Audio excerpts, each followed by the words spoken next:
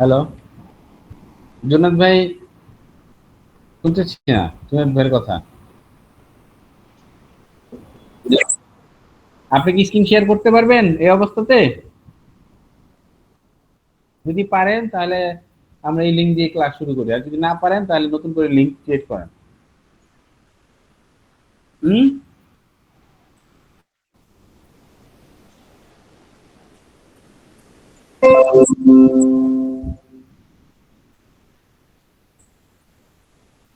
তাই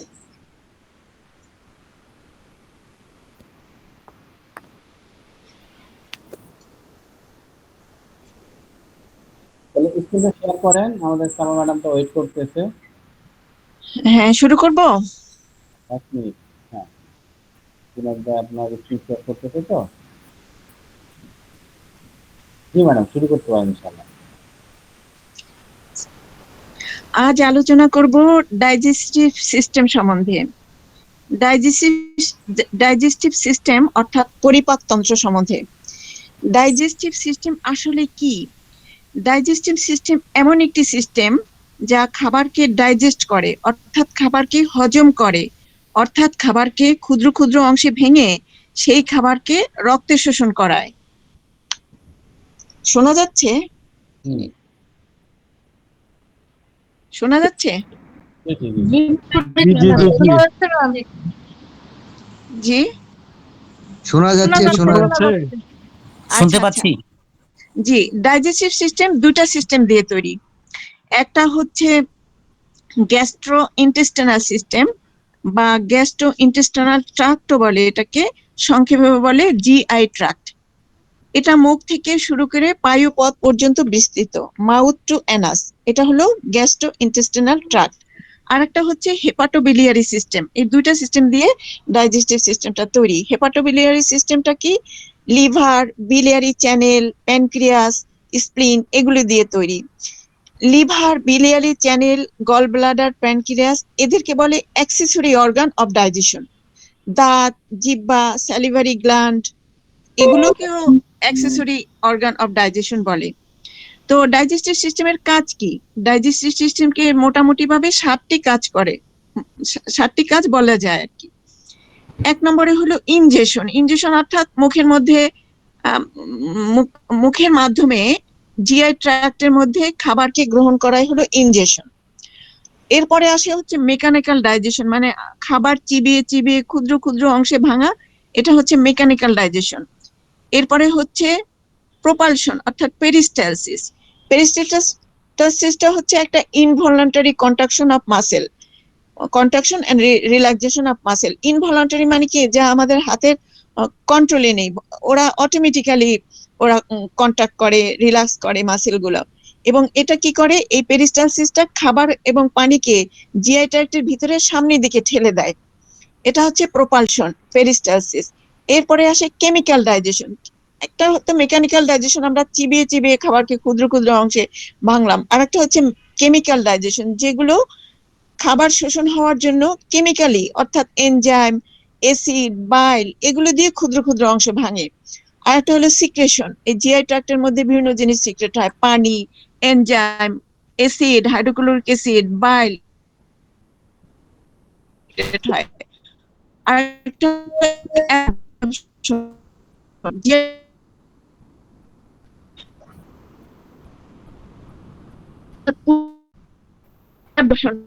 এখন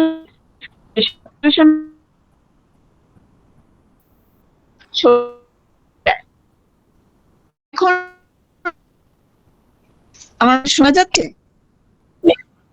না ম্যাডাম, কথা শোনা যাচ্ছে না। তো এরকম সিচুয়েশন কথা না, একটু মেয়েদেরকে দিয়ে রেখে আজকে ওই যে আমার এখানে মাঝে মাঝে কারেন্ট চলে যায়, তো এটার জন্য আমি আজকে কার্ড ভরেছি, এই জন্যই হয়তো এরকম হচ্ছে। আমি আমার মেয়েদেরকে একটু দেখাই। আপাতত ওয়াইফাই দিয়ে চালান, যখন কারেন্ট চলে যাবে তখন আপনি কার্ড ইউজ করবেন। তো শোনা যাচ্ছে না, সমস্যা করতেছে কিনা।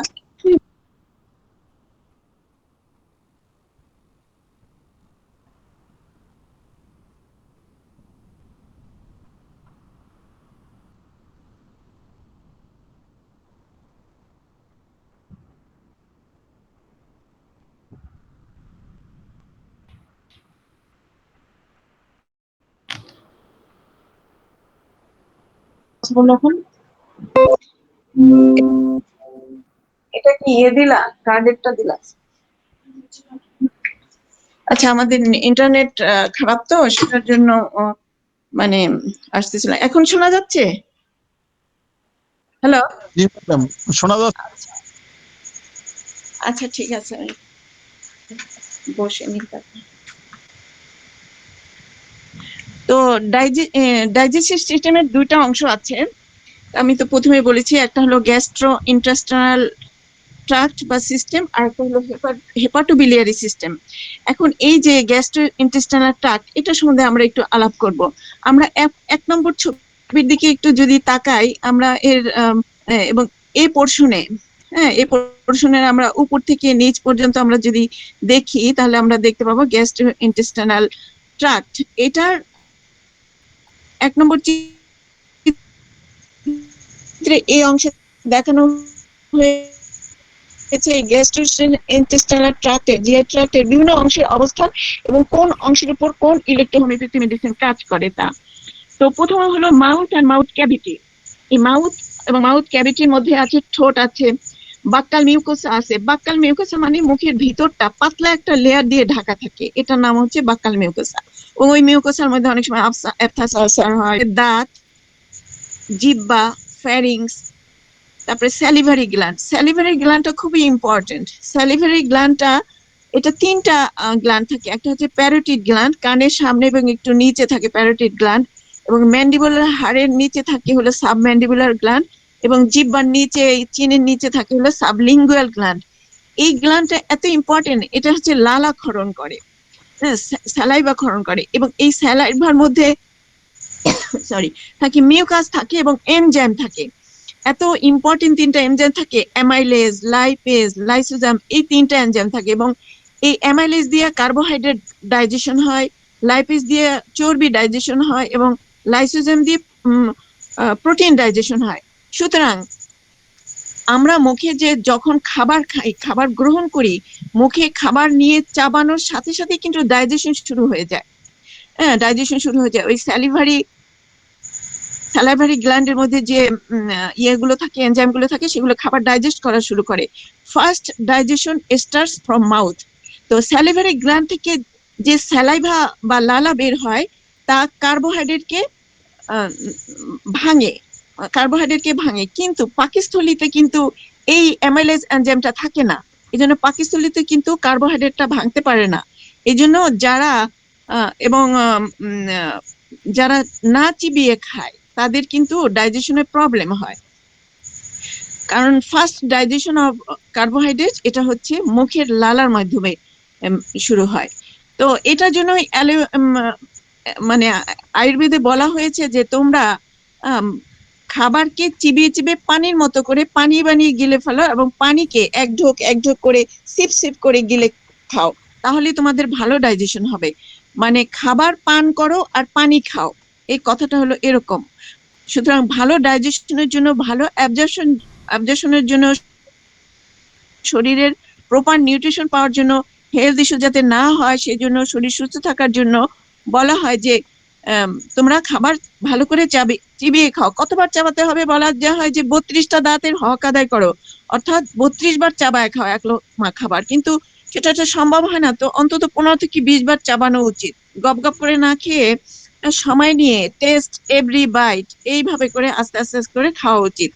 তো এটার কারণ হলো আমাদের ফার্স্ট ডাইজেশন মুখে স্টার্ট হয়, এবং স্যালাইভার সাথে আমাদের মুখে যে লালা, সেটার সাথে আমাদের কার্বোহাইড্রেট ডাইজেশন করার এনজাইম থাকে। মানে কার্বোহাইড্রেট, প্রোটিন, ফ্যাট, তিনটাকে ডাইজেস্ট করার এনজাইম থাকে, কিন্তু মেইনলি কার্বোহাইড্রেটটা এখানে থাকে আর কি। এরপরে আমাদের ইসোফেগাস আছে। ইসোফেগাস মানে খাদ্যনালী। খাদ্যনালী ফ্যারিংস থেকে শুরু হয় এবং পাকস্থলীতে গিয়ে শেষ হয়। খাদ্যনালীর এটা মুখ থেকে ফুড পার্টিকেল নিয়ে পাকস্থলীতে নিয়ে যায়, এটার কাজ।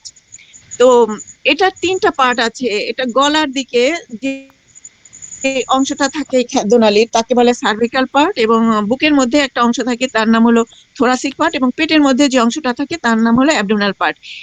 এই যে খাদ্যনালী, এটা 4টা লেয়ার থাকে, এবং এখানে কিছু গ্ল্যান্ড থাকে। এই গ্ল্যান্ড গুলো নিউট্রাল একটা ফ্লুইড সিক্রেট করে, মিউসিন রিচ নিউট্রাল ফ্লুইড এবং বাইকার্বনেট জাতীয় একটা ফ্লুইড সিক্রেট করে, যা কিনা গ্যাস্ট্রিক জুসের মধ্যে তো সবসময় গ্যাসে যায়, গ্যাসটা যাতে না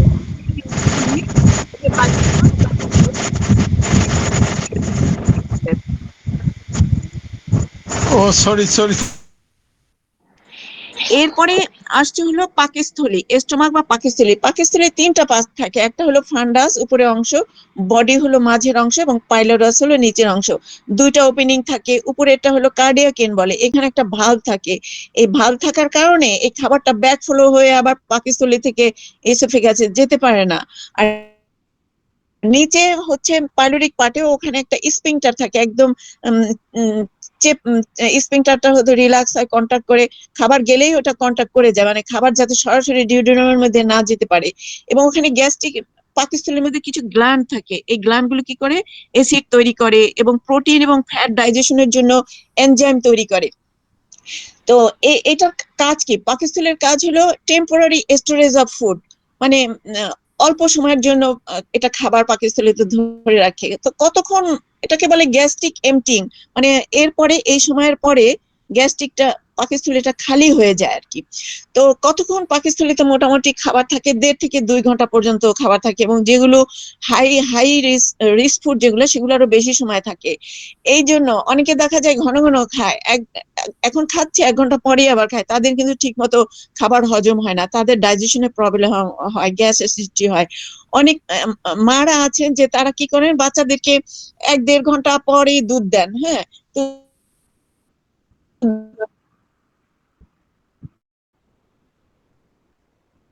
দুধটা কিন্তু একটু ডাইজেশন দেরিতেই হয়। তো এই কারণে কি হয়, তাদের একবার খাবার পাকস্থলীর মধ্যে গিয়ে পড়ে, পাকস্থলী তখনো এমটি হয় না, খালি হয় না। ফলে কি কি হয়, এই আনডাইজেস্টেড ফুডটা টক্সিন তৈরি করে, এবং টক্সিনটা বিভিন্ন ধরনের প্রবলেম করে, গ্যাস অ্যাসিডিটি ব্লোটিং এগুলা করে। তো মোটামুটি একটা 1 বছরের বাচ্চাদের যদি খাওয়ানো হয়, তাহলে 3 ঘন্টা পর পর খাওয়া দিলে দিনে 4 বার খাওয়াই যথেষ্ট। তবে যারা ব্রেস্ট ফিডিং করে তাদের ঘন ঘন খাওয়ালে কোনো সমস্যা নাই। হ্যাঁ, তো এই স্টোমাকের আরেকটা কাজ হলো কন্ট্যাক্ট করা, রিল্যাক্স করা এবং খাবারকে এইভাবে ভেঙে ফেলা, ছোট ছোট অংশে ভেঙে ফেলা, কাইম তৈরি করা এবং এটা ডিউডেনামের মধ্যে দিয়ে দেওয়া। তো এটা সিক্রেট করবে, এনজাইম সিক্রেট করবে, অ্যাসিড সিক্রেট করে, তা তো আমরা জানলামই।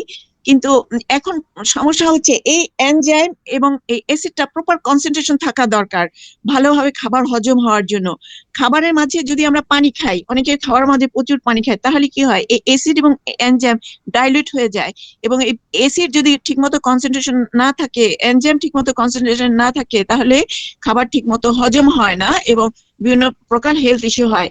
দেখা যায় যে পানিটা এসিটা ডাইলিউট হয়ে গেল, এখানে একটা হেলিকোব্যাক্টার পাইলোরি ঢুকলো, তো এই যে জার্মসটা এসিডটা কিল করতে পারলো না, ফলে গ্যাস্ট্রাইটিস হয়, ইনফেকশনও হতে পারে। তো তাই সবচেয়ে ভালো হলো খাবার আধা ঘন্টা আগে পানি খাওয়া এবং 1 ঘন্টা পরে পানি খাওয়া, এবং পেট খালি থাকলে পানি খাওয়া। খাওয়ার মাঝে খুব যদি পিপাসা লাগে 1 ঢোক 2 ঢোক খাওয়া যায়, কিন্তু একটা লার্জ অ্যামাউন্ট পানি খাওয়া উচিত না। খাওয়ার আগে আধা ঘন্টা আগে বেশি করে পানি খেয়ে নেওয়া উচিত। এবং এইটা স্টোমাকটা কিছু কিছু জিনিস অ্যাবজর্পশনও করে, এই যে গ্লুকোজ, পানি, অ্যালকোহল, এটা স্টোমাকের মধ্যে অ্যাবজর্পশন হয়। মেইন অ্যাবজর্পশন আমাদের ইন্টেস্টাইনে হয়, কিন্তু পাকস্থলীতে আমাদের গ্লুকোজ, পানি, অ্যালকোহল এগুলো অ্যাবজর্পশন হয়। এবং এই স্টোমাকটা আমাদের ক্ষুধা, তারপরে খাবারের পরে যে একটা পেট ভরে গেল একটা স্যাটিসফ্যাকশন, এটা নিয়ন্ত্রণ করে। এরপরে আসছে স্মল ইন্টেস্টাইন। স্মল ইন্টেস্টাইনে কি হয়, খাবারটা অ্যাবজর্পশন হয় এবং এটা রক্তের মধ্যে, খাবারটা রক্তের মধ্যে চলে যায়। স্মল ইন্টেস্টাইনের 3টা পোর্শন আছে, ডিউডেনাম, জেজুনাম, ইলিয়াম। ডিউডেনামটা কি করে, লিভার থেকে কি করে বাইল আসে ও প্যানক্রিয়াস থেকে জুস আসে। এই লিভারের বাইল এবং প্যানক্রিয়াসের জুস এই ডিউডেনামের পোর্শনে এসে কার্বোহাইড্রেট, প্রোটিন, ফ্যাট এগুলোকে ডাইজেস্ট করে। তো এরপরে জেজুনামে কিছু কিছু কার্বোহাইড্রেট, প্রোটিন, ফ্যাট ডাইজেশন হয়, কিন্তু জেজুনামের মূল অ্যাকশন হলো অ্যাবজর্পশন করা।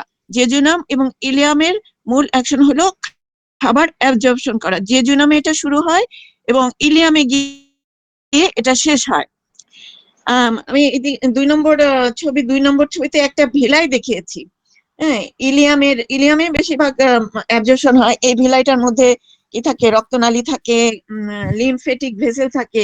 একটা খাবারের দেখিয়েছি লাল ফোঁটা ফোঁটা দেওয়া, এই খাবারটা এইভাবে অ্যাবজর্পশন হয়, এইভাবে রক্তনালীর মধ্যে চলে যায়, লিমফেটিকের মধ্যে ফ্যাট চলে যায়, প্রোটিন চলে যায়, এবং বিভিন্ন পুষ্টি চলে যায় এইভাবে এই ভিলাই গুলা দিয়ে। হ্যাঁ, তো এটা হলো গিয়ে ইলিয়ামের এক প্রস্থচ্ছেদ আর কি, ইলিয়ামের। তো এটা ছবি 2 নম্বর। তারপর আবার আমরা আগের ছবি 1 নম্বরে ফিরে আসি।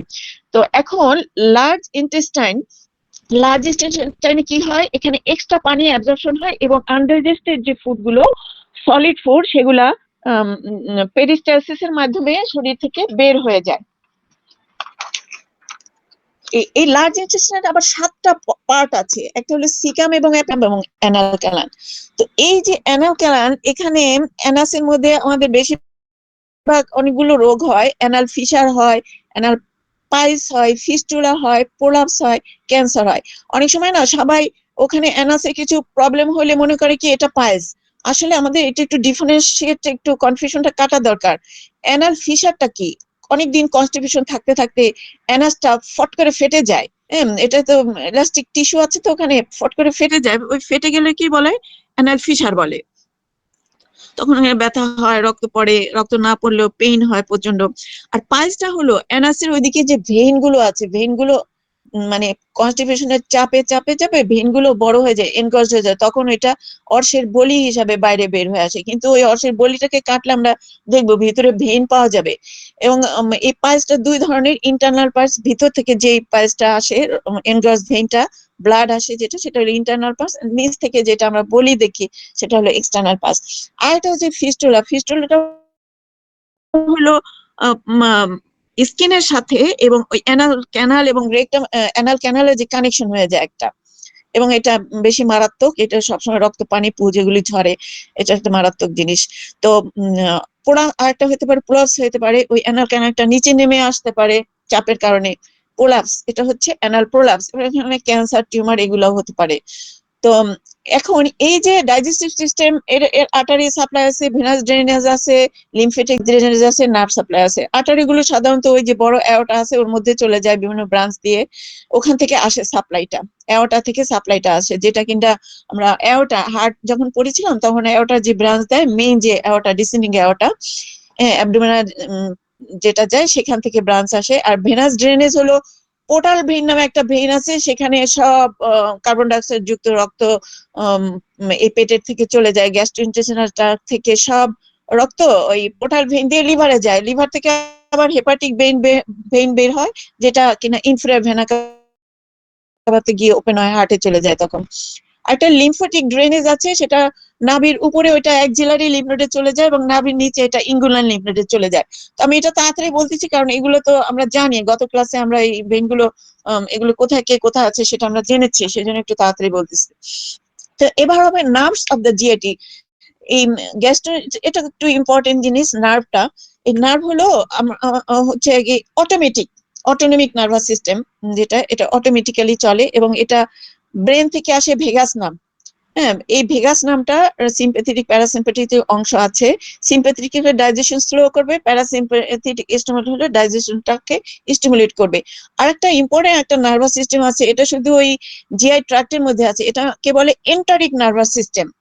এন্টারিক নার্ভাস সিস্টেমটা এটা জিআই ট্র্যাক্টের ওয়ালের মধ্যে থাকে, একদম ইসোফেগাস, আপার ইসোফেগাস থেকে শুরু করে একদম অ্যানাল স্ফিংক্টার পর্যন্ত এই ওয়ালের মধ্যে এই এন্টারিক নার্ভাস সিস্টেমটা থাকে। এবং এটা এত বেশি একটা ওয়াইড একটা জিনিস, এটা 200 থেকে 600 মিলিয়ন নিউরন থাকে এটার মধ্যে, এই এন্টারিক নার্ভাস সিস্টেম। এবং এটা সাবমিউকাসে থাকে, এবং এই নিউরন অনেক কাজ করে। এন্টারিক নার্ভাস সিস্টেমের এই নিউরন কি করে, এটা মোটর ফাংশন করে, সেন্সরি ফাংশন আছে, অ্যাবজর্পশন করবে, পেরিস্টালসিস করবে, সিক্রেশন করবে, ডাইজেশন করবে, ইমিউন সিস্টেমের সাথে রিলেটেড, এবং এর মেমোরি আছে, এ বুঝে যে কোন নিউট্রিয়েন্ট আমার মধ্যে গ্যাস্ট্রো ইন্টেস্টিনাল ট্রাক্টের মধ্যে ঢুকেছে, মেমোরি আছে। এবং হাঙ্গার, মানে মানুষ আজকে যদি 10টার সময় খায়, কালকে 10টার সময় ক্ষুধা রাখবে, এই যে মেমোরিটা, এগুলিও ওর আছে। এটা যদি আমরা ব্রেনের সাথে তুলনা করি, তো কম্পেয়ার করলে দেখা যায় যে ব্রেনে যে কেমিক্যাল গুলো ডাইজেশনের জন্য পাঠায় সেই সেম কেমিক্যাল এই এন্টারিং নার্ভাস সিস্টেমে আছে, এবং এটা ইনডিপেন্ডেন্টলি একা একাই কাজ করতে পারে, এবং কোনো সমস্যা হলে ব্রেনকে অ্যালার্টও করতে পারে। এই জন্য বলা হয় যে এই এন্টারিং নার্ভাস সিস্টেমকে সেকেন্ড ব্রেনও বলা হয়। আমরা জানি লিভার একটা সেকেন্ড ব্রেন, কিন্তু এই এন্টারিং নার্ভাস সিস্টেমও একটা সেকেন্ড ব্রেন, এটাকে বলা হয় আর কি, কারণ ব্রেন এর সাথে এটা তুলনা করা যায় আর কি, নার্ভ সেল এবং অন্যান্য কাজের দিক থেকে। আরেকটা জিনিস আমরা জানবো হলো গাট ব্যাকটেরিয়া। গাট মানে ইন্টেস্টাইনকে ধরা যায়। গাটের মধ্যে ব্যাকটেরিয়া থাকে কিছু, এটা দুই ধরনের ব্যাকটেরিয়া থাকে, একটা হলো খারাপ ব্যাকটেরিয়া, একটা ভালো ব্যাকটেরিয়া। খারাপ ব্যাকটেরিয়া আমরা জানি যে ইকোলাই, সালমোনেলা যেটা টাইফয়েড করে, তারপরে হচ্ছে ক্যাম্পেলোব্যাক্টার, লিস্টেরিয়া, ক্লোস্ট্রিডিয়াম, স্টাফিলোকোকাস, এগুলো হলো খারাপ ব্যাকটেরিয়া। এগুলো কি করে? এগুলি হচ্ছে আম, এগুলো হচ্ছে মানে গ্যাস্ট্রোএন্টারাইটিস করে, ডায়রিয়া করে, ইনডাইজেশন করে, বিভিন্ন ধরনের সমস্যা করে এসব ব্যাকটেরিয়া। কিন্তু গুড ব্যাকটেরিয়া হচ্ছে, এটা হচ্ছে গাট ফ্রেন্ডলি ব্যাকটেরিয়া। এটা আমাদের এত বেশি বড় বন্ধু, চিন্তা করা যায় না। এটা এই ব্যাকটেরিয়া গুলোর নাম যদি নাম আছে ল্যাক্টোব্যাসিলাস, বাইফিডো ব্যাকটেরিয়াম, ব্যাসিলাস। এরা কি করে? ভালো কাজ করে। এরা মানে 100 ট্রিলিয়ন, গাটের মধ্যে 100 ট্রিলিয়নের মতো আছে, এত বেশি আছে। এই ব্যাকটেরিয়া কি করে? ডাইজেশনে হেল্প করে। এরা কি করে? Vitamin B complex, B1, B12, B7, B2, B5 এগুলি তৈরি করে, এবং ভিটামিন কে পর্যন্ত তৈরি করে। এটা এটা কি করে? ইমিউন সিস্টেমের সাথে রিলেটেড। এবং ওই যে বলেছিলাম যে এন্টারিং নার্ভাস সিস্টেম, এটা ওই এন্টারিং নার্ভাস সিস্টেমকেও প্রমোট করবে, হেল্প করবে। সুতরাং এই ব্যাকটেরিয়া গুলোকে বাঁচিয়ে রাখা দরকার। কিন্তু হয়েছে কি, যে অ্যান্টিবায়োটিক খেলে, প্রসেসড ফুড খেলে এই ব্যাকটেরিয়া গুলো মরে যায়। ফলে কি হয়? আমাদের ইনডাইজেশন হয়, বিভিন্ন ধরনের হেলথ ইস্যু হয়। হ্যাঁ, তো এই এই যে ব্যাকটেরিয়া গুলা, গাট ব্যাকটেরিয়া গুলো আবার ভেজিটেরিয়ান, এরা কিন্তু মাছ মাংস এগুলি খায় না। এরা খায় হচ্ছে ফাইবার খায়। ফাইবার কোত্থেকে আসে? ভেজিটেবল থেকে আসে, সালাদ থেকে আসে, ফল থেকে আসে। এবং প্রোবায়োটিক আছে না, দই, তারপরে হচ্ছে পনির, তারপর ফার্মেন্টেড ফুড, এগুলা থেকে আসে এই মানে এদের খাবার। সুতরাং আমরা যদি ইমিউনিটি বুস্ট করতে চাই, এরা তো ইমিউনিটির সাথে রিলেটেড, ইমিউনিটি, তাহলে আমরা ইলেকট্রোহোমিওপ্যাথির ইমিউনিটি বুস্টারের সাথে আমরা কি করব? আমরা ফল খাবো, সালাদ খাবো, মানে এগুলো ফাইবার ডায়েট খাবো। মেইনলি হচ্ছে ফাইবারাস ডায়েট খেলে আমাদের এই গাট ব্যাকটেরিয়া গুলো হেলদি হবে, আমরাও সুস্থ থাকতে পারবো ইনশাল্লাহ। তো এখন হচ্ছে হেপাটোবিলিয়ারি সিস্টেম। আমরা জিআই ট্র্যাক্টটা বলে ফেললাম, এখন আমরা হেপাটোবিলিয়ারি সিস্টেম বলবো। এর মধ্যে আমরা 1 নম্বর সিস্টেমের 2 নম্বর ছবিতে চলে যাই। এখানে হেপাটোবিলিয়ারি সিস্টেম এর বিভিন্ন অংশ এবং কোন অংশে কোন ইলেকট্রোহোমিওপ্যাথি মেডিসিন কাজ করবে সেটা দেওয়া আছে। এই হেপাটোবিলিয়ারি সিস্টেমের 3টা অংশ থাকে, 4টা অংশ থাকে। একটা হচ্ছে লিভার, একটা হচ্ছে biliary ক্যানেল, একটা গল ব্লাডার, আর একটা হচ্ছে প্যানক্রিয়াস। স্প্লিনটাকেও ধরা হয়, কিন্তু স্প্লিনটার ডাইজেশনের সাথে কোনো হেল্প করবে না। এই হচ্ছে ইমিউন সিস্টেমের সাথে রিলেটেড। যেহেতু এটা আমরা দেখি যে লিভারের যদি সিরোসিস হয়, লিভার যদি চেপে যায়, হ্যাঁ, তখন কিন্তু এইটার এফেক্টটা গিয়ে লিভার স্প্লিনের উপর পড়ে, স্প্লিন কিন্তু অনেক বড় হয়ে যায়। তো এটার সাথে রিলেটেড, হেপাটোবিলিয়ারি সিস্টেমের সাথে রিলেটেড, কিন্তু এটা কোনো ডাইজেশনের সেরকম কোনো ডাইরেক্ট কোনো হেল্প করে না। এটা হলো ইমিউন সিস্টেমের সাথে জড়িত, কিন্তু তাও আমরা এটা হেপাটোবিলিয়ারি সিস্টেমের মধ্যে ধরতে পারি। তো মেইন হচ্ছে লিভার, biliary চ্যানেল, গল অর্গান। এটা কোথায় থাকে? অনেকে জিজ্ঞেস করে, কোথায় থাকে লিভার? এটা থাকে right hypochondrium, epigastric, left hypochondrium, right lumber, পুরো রিজন জুড়ে থাকে। এখন রাইট হাইপোকন্ড্রিয়াম মানে কি? হাইপো মানে কি? নিচে, কন্ড্রিয়াম মানে কি? কার্টিলেজ। আমাদের যে বুকের হাড্ডির মধ্যে যে কস্টাল কার্টিলেজ আছে না, কুরকুরা হাড্ডি যেটা, সেই সেই নাম হিসাবে কন্ড্রিয়াম। হাইপো মানে নিচে, সুতরাং ডান দিকের সেই কস্টাল কার্টিলেজের নিচে থাকবে রাইট হাইপোকন্ড্রিয়াম এরিয়া, বাম দিকে থাকবে লেফট হাইপোকন্ড্রিয়াম এরিয়া। আর এপিগ্যাস্ট্রিক এরিয়া মানে নাভির উপরে যে অংশটুকু, আম, এই সেই অংশটুকু এপিগ্যাস্ট্রিক এরিয়া ধরতে পারি। তো এই পুরাটা এরিয়া জুড়ে, এবং রাইট লাম্বার ভার্টিব্রার পাশের যে এরিয়াটা, সেই পুরাটা জুড়েই লিভারটা থাকে। এবং লিভারের প্রধান 4টা লোব থাকে, কিন্তু 2টা লোব হলো প্রধান, right lobe of the liver, left lobe of the liver. এই 2টা লোব হলো প্রধান। তো ফাংশনের দিক থেকে এই লিভার এত বেশি ফাংশন করে, মানে 500-এরও বেশি ভাইটাল ফাংশন করে আমাদের বডি লিভার, এবং এটাতে 70,000 কেমিক্যাল সিক্রেট করে শরীর বিভিন্ন, বলা হয় যে 70,000 কেমিক্যাল তৈরি করে এটা শরীরের বিভিন্ন কাজ পরিচালনা করার জন্য। তো লিভারের প্রধান কাজ হলো বাইল তৈরি করা এবং বাইল সিক্রেট করা। হ্যাঁ, এটা ডিউডেনামের মধ্যে বাইল যখন সিক্রেট করে তখন ডিউডেনামে যে চর্বিটা আসে, খাবার চর্বি জাতীয় খাবার, সেটা এই বাইলটা এটাকে চর্বি জাতীয় খাবারটাকে ছোট ছোট অংশে মানে ভাগ করে, এটা ডাইজেশন করে, ফ্যাটটাকে এটা স্মল মলিকুলে তৈরি করে আর কি অ্যাবজর্পশনের জন্য। তো লিভার কি করবে, কার্বোহাইড্রেট, প্রোটিন, ফ্যাট এগুলো মেটাবলিজম করে শক্তি উৎপাদন করবে, এবং এটা হচ্ছে যেসব ড্রাগ খাওয়া হয় সেগুলো ডিটক্সিফিকেশন করে, এবং রক্তের মধ্যে যে ওয়েস্ট প্রোডাক্ট আছে এবং ফরেন সাবস্টেন্সেস সেগুলো ব্লাড থেকে দূর করে দেয়, এবং ব্লাড সুগারকেও মেনটেন করে। এবং এটা শুধু তাই না, এটা vitamin A, D, E, K, fat soluble যে ভিটামিন এবং ভিটামিন বি12 অনেক দিন ধরে জমা রাখে এই লিভারটা। এবং লিভারের মধ্যে লিভার প্লাজমা প্রোটিন তৈরি করে, কোলেস্টেরল তৈরি করে, এবং একটা খুবই একটা ইম্পর্টেন্ট ফাংশন হচ্ছে লিভার এন্ডোক্রাইন সিস্টেমের মতো কাজ করে। কি কি হরমোন তৈরি হয় লিভার থেকে? লিভার থেকে অ্যানজিওটেনসিনোজেন একটা হরমোন তৈরি হয়, সেই হরমোনটা কি করে, ব্লাড প্রেশারটা রেগুলেট করে। হ্যাঁ, এটা হচ্ছে কিডনিতে চলে যায়, তখন বিভিন্ন প্রসেস আছে ব্লাড প্রেশার রেগুলেট করে, কিন্তু এই অ্যানজিওটেনসিনোজেন এই হরমোনটা লিভারে তৈরি হয়। আর একটা জিনিস হেপসিডিন, হেপসিডিন এটা একটা হরমোন, সেটাও লিভার থেকে তৈরি হয়। এটা শুধু এক্সক্লুসিভলি এটা লিভার থেকে তৈরি হয়। এটা কি করে, এটা হচ্ছে রেগুলেট করে বডির যে আয়রনটা ইউজ করে, মানে সেটা রেগুলেট করে, তার মানে এটা আরবিসি তৈরি করে। সুতরাং কারো যদি রক্ত শূন্যতা হয়, তাহলে সেটা কিন্তু লিভার অনেকটা দায়ী। এই হেপসিডিন যদি না থাকে তাহলে এটা আয়রন যে ব্যবহার হয় শরীরে সেটা রেগুলেট করতে পারবে না, দেখা যাচ্ছে যে কমে যাচ্ছে তখন। আরেকটা হচ্ছে লিভার থ্রম্বোপয়েটিন নামে আরেকটা হরমোন তৈরি করে। সে কি করবে, ওই যে সে বোন মারোতে যাবে, বোন মারোতে গিয়ে প্লাটিলেট তৈরি করবে। সুতরাং লিভার যদি খারাপ হয় তাহলে কিন্তু প্লাটিলেটও কিন্তু তৈরি হতে পারবে না, প্লাটিলেটও কমে যাবে।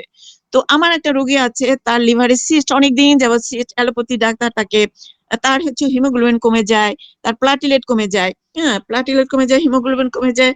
এখন কি সে হচ্ছে গিয়ে বিভিন্ন ওগুলোর জন্য ওষুধ খায়, কিন্তু কোনো কাজ হয় না। তাকে লিভারের সিস্টের জন্য ওষুধ দিলাম, তো এখন তার সিমটম গুলো অনেক কম, আশা করি তার প্লাটিলেট এবং হিমোগ্লোবিন পার্মানেন্টলি ভালো থাকবে। তো যাই হোক, এবার হলো বাইল ক্যানালিকুলাই। বাইল ক্যানালিকুলাই হচ্ছে লিভার থেকে যে বাইল তৈরি হয় সেগুলি একটা চ্যানেলের মাধ্যমে এসে ওটা ডিউডেনামে ওপেন হয়। চ্যানেল গুলোর নাম আর বললাম না, এগুলি ছবিতে আছে। তো গল ব্লাডারে হচ্ছে গিয়ে বাইলটা জমা হয়, এবং ফ্যাট যখন ডিউডেনামে আসে তখন কন্টাক্ট করে বাইলটাকে ডিউডেনামের মধ্যে চলে যায়। এবং এই সিস্টিক যে ডাক্ট এখানে, এটার কিন্তু ডায়ামিটার 1 থেকে 5 মিলিমিটার, এবং কমন বাইল ডাক্ট সেটার ডায়ামিটার 6 থেকে 7 মিলিমিটার মধ্যে। সুতরাং কারো যদি 6 মিলিমিটার উপরে পাথর থাকে সেটা কিন্তু বের হতে পারবে না।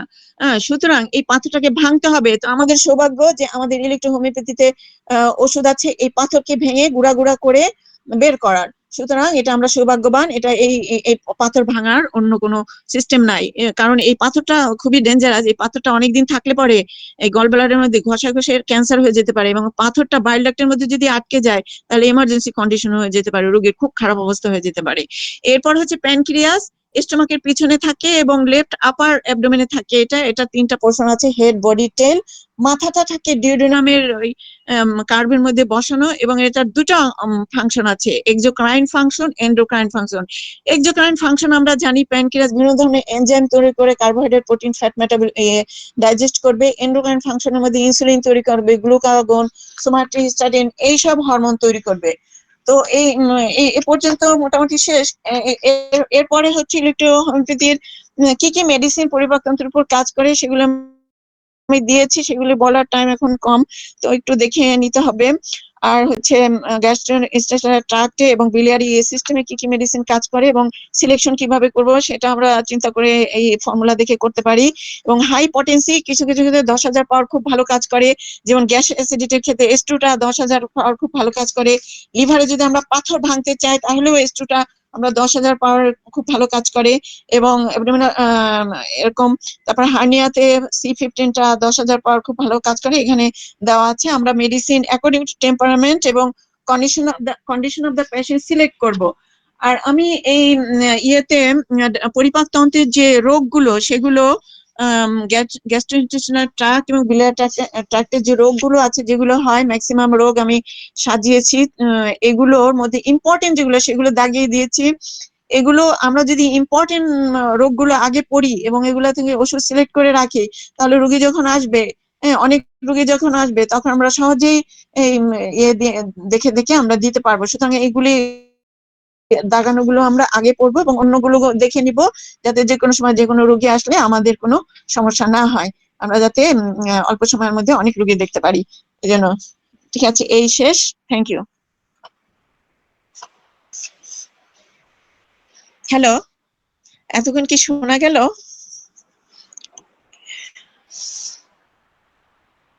হ্যাঁ, শোনা গেছে।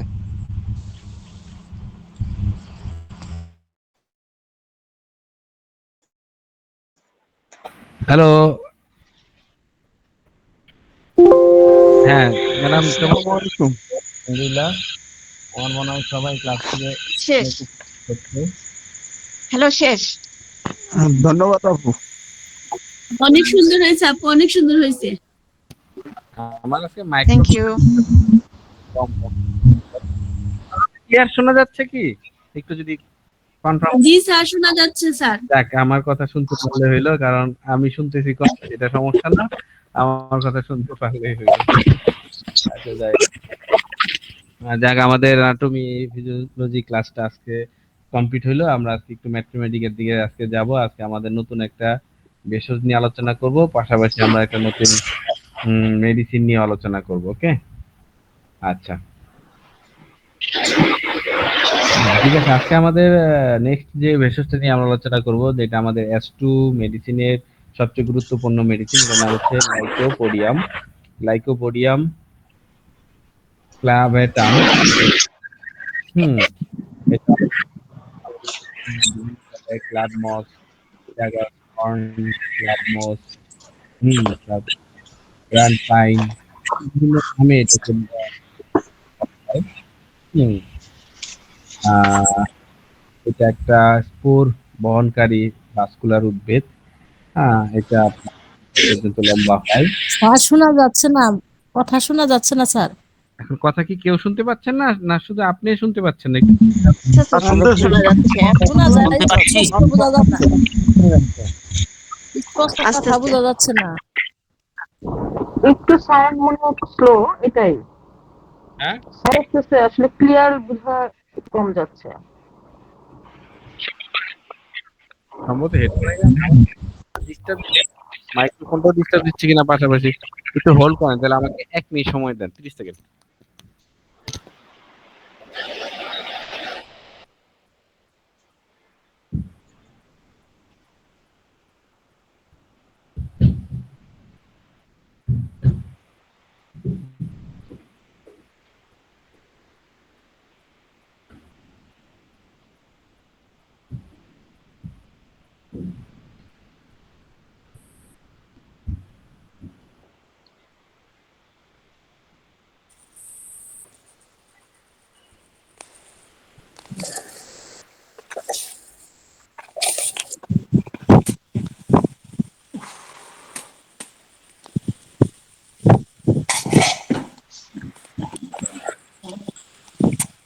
Sit. Ready, sit. Sit. Sit. Sit. Sit. Sit. Sit. Sit. Sit. এখন কি ক্লিয়ার? হ্যাঁ, হ্যালো, Aye. Aye. ঠিক আছে স্যার। আরে আরে হেডফোন কিনতে কিনতে তো গরিব হয়ে যাবো, 2 দিন পর পরই নষ্ট হয়ে যায়। হ্যাঁ,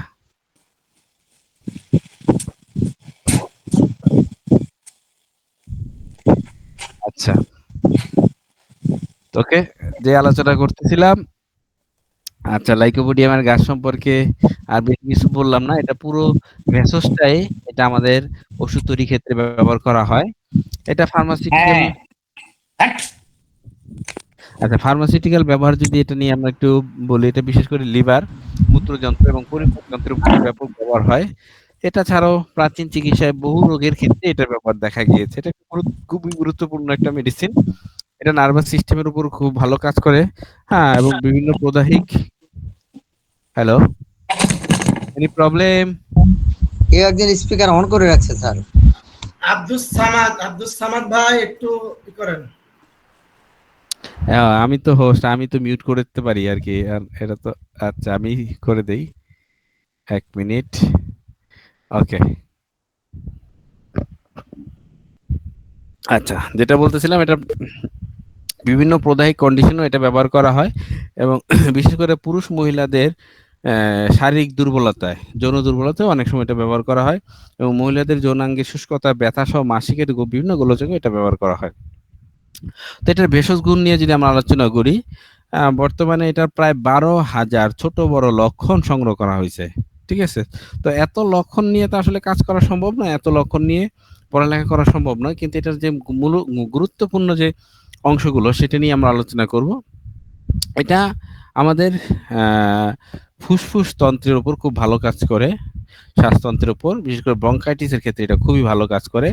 হ্যাঁ, এর জন্য আমরা এই মানে লাইকোপোডিয়াম, বিশেষ করে S2টাকে আমরা নিউমোনিয়া, তারপরে ব্রঙ্কাইটিস বিভিন্ন ক্ষেত্রে কিন্তু ব্যবহার করে খুবই চমৎকার উপকার পেয়ে থাকি। এটা একটু আপনারা মনে রাখবেন। ওকে, আচ্ছা, ব্রঙ্কাইটিসের কোন কোন ক্ষেত্রে? যেখানে সূক্ষ্ম সূক্ষ্ম কোশিকা নালীর যেখানে প্রদাহ দেখা দেয়, হ্যাঁ, যখন ডান দিকের ফুসফুস অধিক আক্রান্ত হয় এবং বুকের যখন আমরা পরীক্ষা করি স্টেথোস্কোপ দিয়ে, তখন সর্দির ঘর ঘর শব্দ পাওয়া যায়, প্রচুর পরিমাণে হরিদ্রা বর্ণের গয়ার ওঠে, যেটা এক্সপেক্টেশন বলা হয়, তার সাথে এটা জ্বর থাকে এবং জ্বর যেটা বিশেষ করে বিকেল বেলায় থাকে।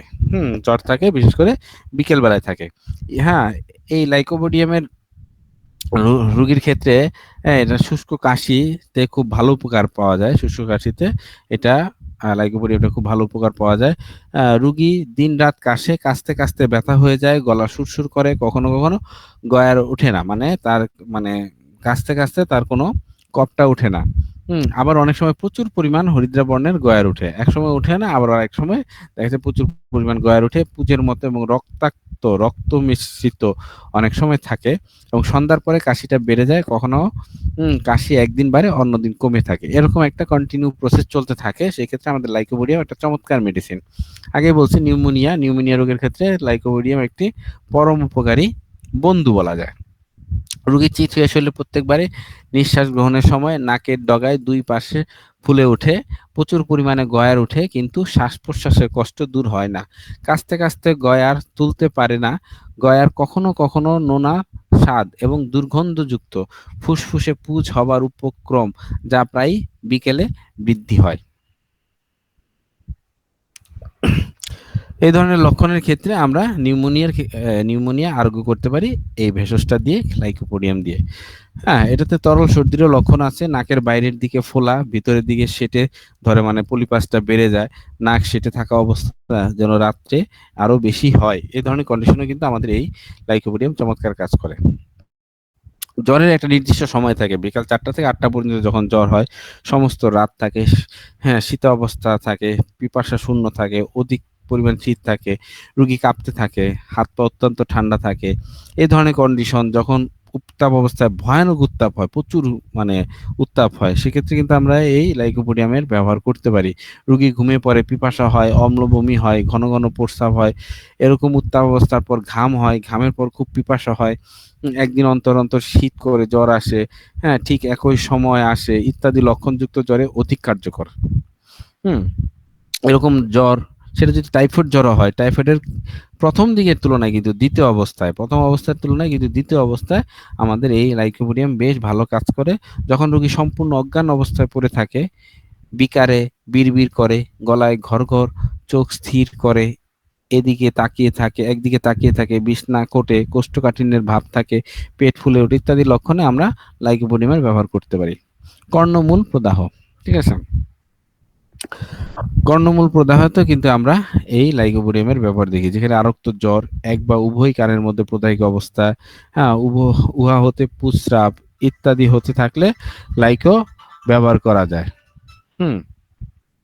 ওকে, ডিপথেরিয়া, আমরা ডিপথিরিয়ার ক্ষেত্রেও কিন্তু আমরা লাইকোপোডিয়ামের ব্যবহার দেখি। ডিপথিরিয়া রোগে গলার অভ্যন্তরে ডান দিকে কৃত্রিম ঝিল্লির আধিক্যে উহা বাম পাশে প্রসারিত হবার সম্ভাবনা এবং অনবরত ঢোক গিলতে থাকে, এই সকল প্রবৃত্তি এবং প্রায় গলার আক্ষেপের ন্যায় অবস্থা এবং প্রবল হুলুবিদ্ধকর বেদনা, পানির দ্রব্য বিশেষ করে ঠান্ডা পানি পান করলে রোগীর অবস্থা আরো খারাপ হয়। এই ধরনের অবস্থায় আরক্ত জ্বরে অথবা ডিপথিরিয়া রোগে নাক আক্রান্ত হলে এবং নাক দিয়ে যখন শ্বাসক্রিয়া করতে না পারে, সাধারণত লাইকোপোডিয়াম এ সকল দিলে তাদের ডিপথিরিয়া আরোগ্য লাভ করে। কোষ্ঠকাঠিন্য, আমাদের লাইকোপোডিয়াম চমৎকার একটা মেডিসিন। যেখানে আমাদের নাক ভূমিকা অকার্যকর হয়ে থাকে, সেখানে আমাদের লাইকোপোডিয়াম ব্যবহার করলে কোষ্ঠকাঠিন্য ঠিক হয়ে যায়। কোষ্ঠকাঠিন্য বাহ্যের বেগ হয় কিন্তু বাহ্য হয় না। ওকে, কারণ মলদ্বারের সংকোচন, মানে মলদ্বারটা সংকুচিত হয়ে থাকে, এরকম অবস্থার কারণে বাহ্যটা ঠিক মতন হয় না। এর যে অম্লগুলো টকটক ঢেকুর উঠে, পাকস্থলীতে জ্বালা থাকে, মুখের টক জল উঠে, পাকস্থলী মুখের অন্ত্রের সংযোগস্থলে টিউমার হওয়াতে রক্ত বমি হয়, পেট ফুলে, এই ধরনের লক্ষণ আমাদের লাইকোপোডিয়াম ব্যবহার করা হয়। লাইকোপোডিয়াম ডান দিকের হার্নিয়া ব্যবহার করা হয়, আর বাম দিকের হার্নিয়াতে আমাদের নাক্স ভূমিকা ব্যবহার করা, এটা মনে রাখতে হবে আমাদের। পেট ফাঁপা লক্ষণে অধিক পরিমাণ বায়ু, পেট ফুলে গেলে লাইকোপোডিয়াম অধিক কার্যকরী। উপরের পেট অধিক ফোলা, কোষ্ঠকাঠিন্য, পেটে বায়ু জমে, পেট ভুটভাট করে। ওকে, এত রাত্রে আবার কে আসলো? 1 মিনিট। আচ্ছা, পেট ফোলে, পেট ফাঁপা, কোনো কিছু খেলে হজম করতে পারে না, তরল ভিন্ন যে কোনো খাবার গ্রহণ করুক পেটে ব্যথা শুরু হয়ে যায়, বমি হয়, ঢেকুর প্রচুর থাকে, হ্যাঁ, কেবলমাত্র গলা পর্যন্ত উঠে, গলা জলে, মুখে জল উঠলে লাইকই একমাত্র ভরসা। আমাদের লিভারের রোগের ক্ষেত্রে কিন্তু লাইকোপোডিয়াম চমৎকার মেডিসিন। লিভারের প্রদেশে নিরন্তর একটু একটু করে ব্যথা বোধ করে, পেটের বাম দিকে বায়ু জমে, বুটভাট করে, মুখ টক হয়ে থাকে, সামান্য তরল খাবার খেলে পেট ভার হয়ে যায়, কখনো কখনো আহারের পরে পুনরায় আবার খাবারের ইচ্ছা কিংবা ক্ষুধার উদ্রেক হয়, আহারের পরে পেট ব্যথা অনুভব হয়। লিভারের কারণে যখন আইবিএস এর সমস্যা দেখা দেয়, এই হঠাৎ আপনার কোষ্ঠবর্ধতা, এই হঠাৎ ডায়রিয়া, ঠিক আছে, এই ধরনের যে আইবিএস লক্ষণ যে দেখা দেয়, সেক্ষেত্রে আমাদের এই লাইকোপোডিয়ামটা চমৎকার কার্যকরী। এবং লিভারের রোগাগ্রস্ত ব্যক্তিদের ক্ষেত্রে যদি শোথ দেখা দেয়, হ্যাঁ, সেক্ষেত্রে কিন্তু এটা খুবই অধিক কার্যকরী। হ্যাঁ, যে কোনো প্রকার শোথ রোগে পা অধিক ফুলে যায় এবং ফোলার উপর ঘা থাকলে আরো বেশি কার্যকরী, এবং এটা একটা অব্যর্থ হিসাবে আমাদের লাইকোপোডিয়াম কাজ করে। রোগীর উপরার্ধে বলতে যেমন হাত, পা, বুক, গলা, হ্যাঁ, ইত্যাদি শুষ্ক এবং জীর্ণ শীর্ণ, নিম্নাঙ্গ যেমন পেট, পা ইত্যাদি ভারী ফোলা ফোলা ভাব থাকলে, হ্যাঁ, লাইকোপোডিয়াম কার্যকরী। এবং পেরিকার্ডিয়াম এবং প্লুরার সাথে, হ্যাঁ, আমরা লাইকোপোডিয়ামকে ব্যবহার করতে পারি। অর্শরোগ, যাদের ক্ষেত্রে লিভারের দোষ আছে, তাদের যদি অর্শরোগ হয়, সেক্ষেত্রে কিন্তু আমাদের লাইকোপোডিয়াম খুবই উপকারী। হ্যাঁ, এবং যাদের রক্তস্রাব দেখা দেয় অধিক পরিমাণে এই অর্শরোগের কারণে, সেক্ষেত্রে কিন্তু আমরা এই লাইকোপোডিয়ামটা ব্যবহার করতে পারি। প্রস্রাবের পীড়াতেও কিন্তু আমরা লাইকোপোডিয়ামের ব্যবহার দেখি। প্রস্রাবের কষ্ট, বিশেষ করে শিশুদের, প্রস্রাব হতে হতে থেমে যায়, আবার থেমে থেমে প্রস্রাব হয়, প্রস্রাবের অত্যন্ত বেগ আসে কিন্তু প্রস্রাব বের হয় না, অধিকক্ষণ বসে থাকলে, রাতে অনেকবার বায়ু বেগ ইত্যাদি লক্ষণে অধিক ভালো কাজ করে এই লাইকোপোডিয়াম। যাদের পাথর হয়, মূত্রপাথরি, ডান দিকের কিডনিতে পাথর হয়, পাথরের কারণে বেদনা আরম্ভ হয় এবং ওই বেদনা প্রস্রাব দ্বার পর্যন্ত প্রসারিত হয়, কোনো কোনো সময় বাম দিকে ওই বেদনা উৎপত্তি হতে পারে, ইত্যাদি লক্ষণে আমাদের এই লাইকোপোডিয়াম ব্যবহার হয়ে থাকে। বেদনা যদি ডান দিক থেকে ডান কিডনি হতে আরম্ভ হয়, তাহলে এটা অব্যর্থ, সোজা কথা। এরপরে আমাদের লাইকোপোডিয়াম একটা চমৎকার ব্যবহার আছে, বিশেষ করে ধ্বজভঙ্গ রোগীর ক্ষেত্রে। অল্প বয়সে অধিক স্ত্রী সংসর্গ করিয়া হস্তমৈথুন করার কারণে, অস্বাভাবিক উপায়ে অনেকদিন ইন্দ্রিয় চালনা করার কারণে যে সকল রোগী পুরুষত্বহীন কিংবা ধ্বজভঙ্গ হইয়া পড়ে, সে সকল ক্ষেত্রে যাদের আবার কি আসলে এত রাত্রে,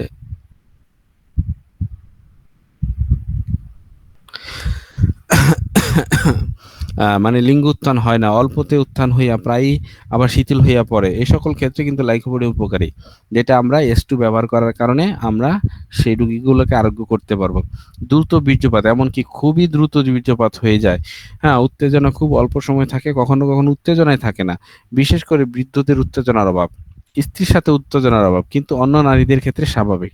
এই ধরনের যদি লক্ষণ পাওয়া যায় সেক্ষেত্রে আমরা এই লাইকোপোডিয়ামের ব্যবহার দেখি। দাঁতের পীড়া, দাঁত হলুদ হয়ে যায়, বড় বড় বোধ হয়, মাড়ি ফোলা, দাঁত মাজার সময় রক্ত বের হয়, এই সকল লক্ষণে কিন্তু আমাদের লাইকোপোডিয়াম ব্যবহার করা হয়। চুলের রোগেও কিন্তু আমাদের লাইকোপোডিয়াম ব্যবহার হয়, যাদের অল্প বয়সে অনেক চুল পাকে, মাথার বিভিন্ন স্থলে মধ্যস্থলে টাক পড়ে যায়, কিন্তু অন্যদিকে চুল ঠিকঠাক ঘন থাকে। হ্যাঁ, কিংবা প্রসবের পর যখন মাথার চুল উঠে যায় তাদের ক্ষেত্রে আমাদের এই লাইকোপোডিয়াম ব্যবহার করা হয়ে থাকে। রাতকানা, রাতে কিছুই দেখতে পারে না, তার মানে আমাদের লাইকোপোডিয়াম চোখের উপর খুব কাজ করে, এবং চোখের চোখের চোখ কিছু দূরে যেন কতগুলো কালো বর্ণের রেখা দেখতে পারে, চোখের কিছু দূর। সেই ক্ষেত্রে কিন্তু আমাদের এই লাইকোপোডিয়াম ব্যবহার হয়ে থাকে। কোমরের ব্যথা, প্রত্যেকবার নড়াচড়ায় রোগী কোমরে ব্যথা অনুভব হয়, এই সকল লক্ষণে কিন্তু আমরা লাইকোপোডিয়াম ব্যবহার করে থাকি।